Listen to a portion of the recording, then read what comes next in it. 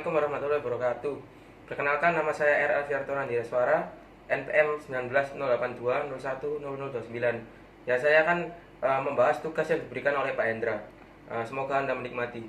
Kita langsung saja membahas reflexive and emphatic pronoun, oke? Jadi di reflexive and emphatic pronoun ini diambil dari bab 65 English Grammar yang dikasih sama UPN. Langsung saja masuk. Nah, kita ke fungsi utama dari reflexive pronoun. Jadi reflexive pronoun ini fungsinya adalah merefleksikan objek. Misalnya ada gini, langsung aja masuk ke ini. We use a reflexive pronoun when the subject and the object of the verb are the same person. Jadi kita menggunakan reflexive pronoun ketika subjek dan objeknya itu adalah orang yang sama. Nah, itu kalimatnya seperti ini. She hurt herself. Dia menyakiti dirinya sendiri. Nah, ini kan subjek sama objek yang sama ya. Jadi tulis saja pakai herself gitu.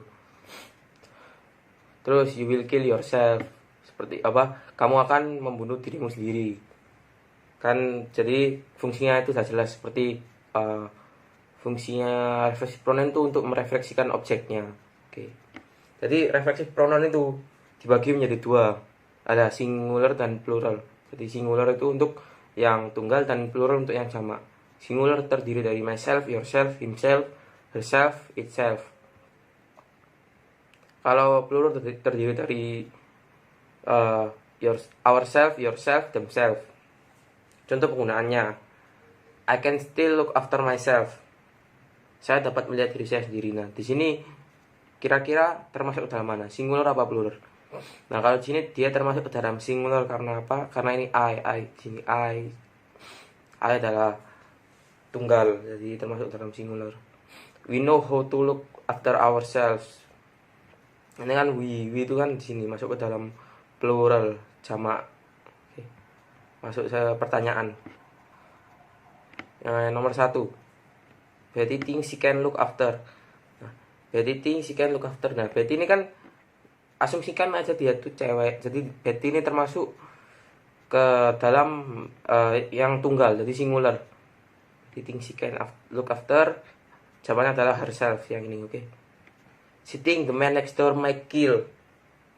Nah, man ini kan cowok ya. Jadi kalau cowok dia termasuk ke dalam singular dan dia ini sendiri. Jadi himself. Oke. Jadi jawabannya adalah himself. Lanjut. Common reflexive verb and adjective and reflexive pronoun. Jadi ini reflexive pronoun itu dihubungkan sama kata kerja dan kata sifat. Ini. A few verbs in English are often used with a reflexive pronoun. The most common are. Jadi beberapa verb di Inggris itu menggunakan reflexive pronoun. Nah, ini yang general atau yang umum itu seperti ini. Seperti yang ditulis ini, to amaze yourself, to behave yourself, to blame yourself, to control yourself, to push yourself, dan lain-lain. Contohnya, I make myself a good breakfast. Saya membuatkan diri saya sarapan enak. Gitu. Terus ini, I keep myself busy doing the housework. Saya menjaga diri saya tetap sibuk mengerjakan tugas. Terus lanjut. Many verbs are reflexive in other language but not normally in English. Banyak verb, banyak kata kerja yang sebenarnya itu refleksif, tapi dalam Inggris dia tidak. Tapi dia itu refleksifnya itu kayak di bahasa lain selain bahasa Inggris gitu, in other language. Ini contohnya, I wake up at about 6:30. Nah, ini kalau misalnya di apa ya? Harusnya itu kan kayak gini kalau misalnya refleksif ya. I wake myself up at about 6:30. I wake up myself at about 6:30 seperti itu. Tapi karena ini aturannya tidak cocok gitu loh kalimatnya. Nah, kalau ini I feel tired. Nah, kan kalau harusnya bahasa Inggris kan I feel myself tired kalau refleksif. Terus ini I never complain. Nah, kalau dalam refleksif harusnya kan I never complain myself seperti itu. Kalau ini tidak. Langsung aja lanjut. We sometimes use a reflexive pronoun after an adjective and preposition. Kita biasanya menggunakan reflexive pronoun setelah ada adjective and preposition. Adjective ini kata sifat, dan preposition ini kayak apa? Kayak ini, to be ya. Ini sifatnya angry. Kalau di sini dia ini penggabungan antara adjective, preposition dan juga reflexive pronoun. Ini untuk prepositionnya, ini adjective kata sifatnya, dan ini reflexive pronounnya. To be angry with yourself, to be proud of yourself, to be pleased with yourself. Ini tak tulis yang apa namanya, yang umum aja, nggak semuanya. Oke. Itu ini contohnya. I never feel sorry for myself, is angry with himself. Ini contoh-contoh dari adjective and preposition tadi itu.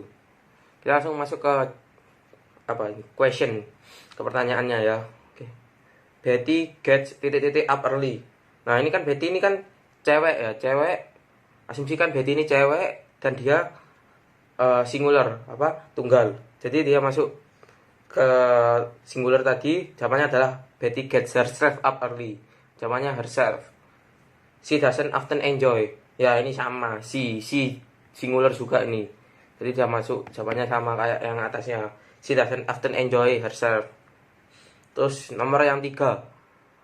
Some elderly people live by ... Nah, some kan biasanya itu ya, jamak. Jadi lebih dari satu biasanya kalau some itu.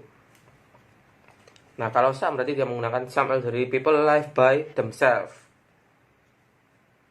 Oke, pertanyaan selanjutnya. Her son blames ... for Betty accident. Nah, kalau her kan dia cowok, berarti her son, dia kan cowok, berarti jawabannya adalah himself. Her son blame himself for Betty accident. Seperti itu. Bab selanjutnya. Emphatic pronoun, myself, yourself, itself. Jadi emphatic pronoun ini untuk pronoun yang lebih menekankan kepada sesuatu. Ini masuk yang pertama saja. We often use this pronoun as emphatic pronoun to emphasize that someone does something without help. Jadi kita menggunakan kalimat penekanan ini ketika seseorang melakukan sesuatu tanpa bantuan. We put the pronoun at the end of the sentences. Kita menaruhnya itu di kalimat yang terakhir ini. Kalimat yang terakhir seperti ini. Contohnya, I can do most of my homework myself. Saya dapat melakukan semua pekerjaan rumahnya sendiri. Nah, penekanannya dari mana? Di belakangnya di myself. I can do most of my housework myself. Seperti itu. Ke contoh selanjutnya. Could my doctor make a cake like this himself? Could my doctor make... Nah, ini penekanannya dari mana? Di himself-nya ini. Dapatkah dokter membuat kue itu? Kue seperti ini sendirian. Dapatkah dokter membuat kue seperti ini sendirian? We sometimes use the emphatic pronoun to emphasize a noun or pronoun.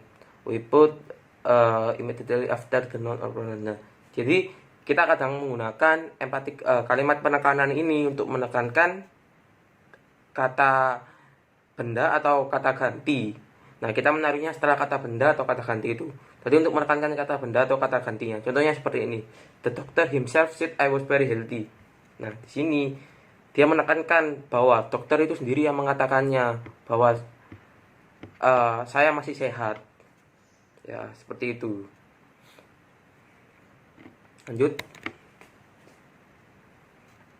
Ourself, yourself, themselves, other. Jadi kalau yang di ini kita akan membedakan antara penggunaan reflexive pronoun dan each other. Jadi dia ini tidak bermakna sama. Ini contohnya ya. The elderly people in the village prefer to look after themselves. Orang tua di desa itu prefer to look after, untuk merawat dirinya sendiri. Jadi kan lebih kayak gini, misalnya ada orang itu A ya, anggap aja A, terus dia merawat dirinya sendiri, dia merawat A itu sendiri. Jadi kayak nggak ada hubungan antara dengan orang lain seperti itu. Kalau misalnya yang B, they look after each other too. Jadi dia itu kayak ada hubungan, harus ada lebih dari satu orang. They look after, dia menjaga satu sama lain seperti itu. Ini means that they do things independently on their own. That they do independent. Independent ini dia melakukannya itu sendiri. Kalau yang B maksudnya itu means that one person help another person, saling membantu. It's a two-way action involving different people. Aksi dari dua orang yang berbeda. Terus ini ya selanjutnya, we can see each other or one another. Nah ini kalau each other sama one another itu sama kalimatnya. Jadi terserah mau pakai each other bisa, one another juga bisa. Terus masuk ke pertanyaan. Rex helps me and I help him. Wah ini kan mudah nih ya. Maaf. Bisa we help each other seperti itu. Jawabannya we help each other. Terus yang nomor 2. He does things for me and I do things for him. We do things each other. Itu jawabannya. Sekian dan terima kasih. Semoga Anda paham apa yang telah saya jelaskan. Kurang lebihnya mohon maaf. Wassalamualaikum warahmatullahi wabarakatuh.